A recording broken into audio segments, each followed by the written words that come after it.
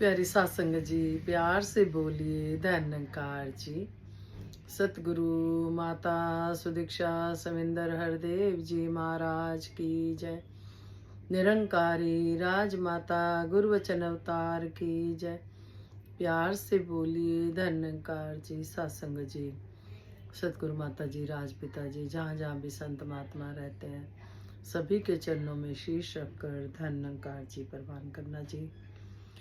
सभी संतों ने भरपूर प्यार दिया और जिन संत महात्माओं ने कहा कि विचार सुंदर हैं, सच्चे बादशाह आप जी विचारों के साथ साथ जीवन भी सुंदर बन जाए, आप कृपा बनाए रखो कि जो बोलते हैं उस पे चलें।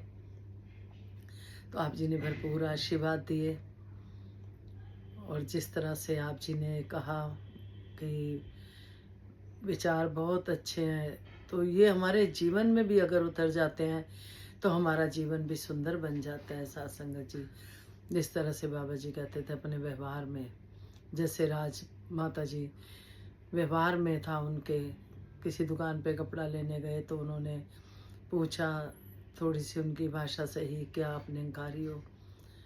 तो हमारा भी जीवन कुछ ऐसा ही बन जाए जिससे कि सत्संग जी सतगुरु का नाम रोशन हो कि ये उनके शिष्य हैं। तो सतगुरु का रिश्ता अनमोल रिश्ता है। सत्संग जी, जो सतगुरु का बंधन है वो अनमोल बंधन है। कहते हैं सतगुरु के जो रिश्ता होता है उसमें ना कोई भाई, ना कोई बहन, ना कोई बेटा, ना कोई बेटा ना बेटी, ना कोई रिश्तेदार, कुछ भी नहीं, उसमें किसी तरह का बंधन नहीं, बस एक समान सबसे प्यार करना। तो सत्संग जी जो गुरु के बंधन में बन जाते हैं उन बाकी बंधन से वो छूट जाते हैं। तो दातार कृपा करे, सतगुरु का एक बंधन ही बड़ा अनमोल बंधन है जो कि बंधा रहे, सतगुरु अपने चरणों में जोड़े रखें। इसी तरह सत्संग जी, एक बार हम एक शिष्य सतगुरु को कहते हैं कि मेरे को ज्ञान लेने का ध्यान है, मेरे को ज्ञान लेना है। सतगुरु कहते हैं ठीक है, पहले अपने अंदर साफ करो। फिर वो शिष्य कहता है कि मैं कैसे साफ करूं, मुझे तो समझ ही नहीं आ रहा और मैं ज्ञान भी लेना चाहता हूं।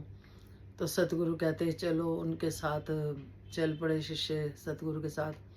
सतगुरु जी एक छोटे से तालाब के पास ले गए अपने शिष्य को और कहा कि इसमें ध्यान लगाओ। तो वो शिष्य आंखें बंद करे, ध्यान लगाए तो कहे कि मेरा ध्यान नहीं लग रहा क्योंकि पानी हिल रहा है। तो बाबा जी ने बोला कि फिर से ध्यान लगाओ, फिर से कोशिश करो, पहले अपना अंदर साफ करो। फिर उसने ध्यान लगाया, फिर कहते हैं कि नहीं पानी अभी भी हिल रहा है, मुझे समझ नहीं आ रही मैं कैसे ज्ञान लूँगा। सतगुरु ने समझाया फिर कोशिश करो, फिर से कोशिश करो। उसने फिर कोशिश करी तो कहता मेरा ध्यान लग गया, अब पानी नहीं हिल रहा। तो इसी तरह से हमारे मन की अवस्था है सत्संग जी, ये मन विचलित होता रहता है, इसको टिकाने के लिए सतगुरु की जरूरत होती है। मन भेजे सतगुरु के पास उस सेवक के कारज रास। फिर समझाते हैं सत्संग जी, कितने देवी देवता पूजते हैं, कितने परमात्मा सत्संग जी बना दिए, कितने धर्म बन गए, असल में तो परमात्मा एक है। बाबा हरदेव सिंह जी अक्सर समझाते थे कि आसमान में चांद निकला हुआ है और नीचे हजारों बर्तन पड़े हैं पानी के भरे हुए और सब में चांद का प्रतिबिंब दिखाई दे रहा है। तो इसका मतलब ये नहीं कि ये हजारों चांद है, चांद तो एक ही है जो आसमान में दिखाई दे रहा है। इसी तरह से हम सब एक हैं, हम सब के अंदर परमात्मा का अंश है जो कि परमात्मा एक ही है। तो कृपा करो, मेहर करो कि जो हमें ज्ञान मिला है उसकी समझ भी मिल जाए। जब ज्ञान जीवन में होता है तो जिंदगी खुशहाल होती है।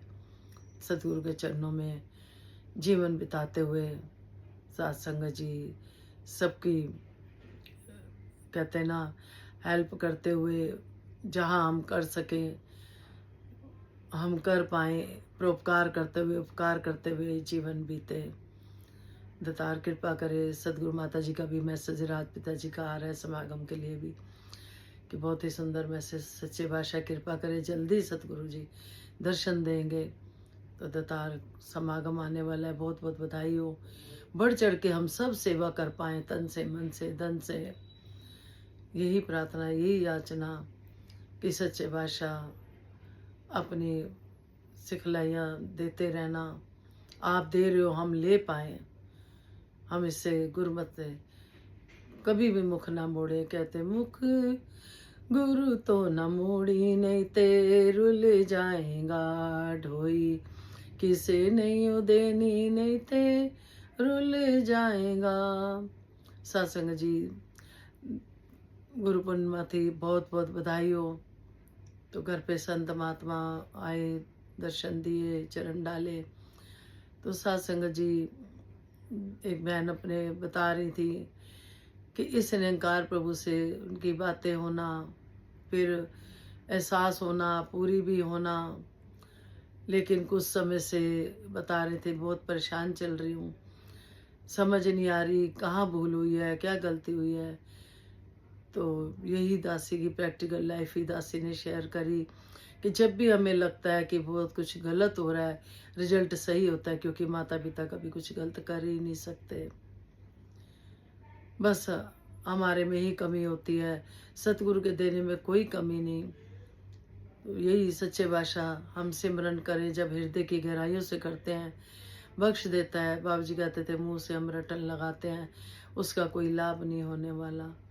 तो सच्चे बादशाह उस बहन के लिए भी दासी यही अरदास करती है, सच्चे बादशाह अपने लिए भी, सबके लिए। सच्चे बादशाह जो भी किसी में कहीं भी किसी तरह की परेशानी है, सतगुरु माता जी हम सब भाई बहन हैं, हम सब मिलके आप जी के चरणों में यही प्रार्थना करते हैं, हमारी भूले बख्श देना।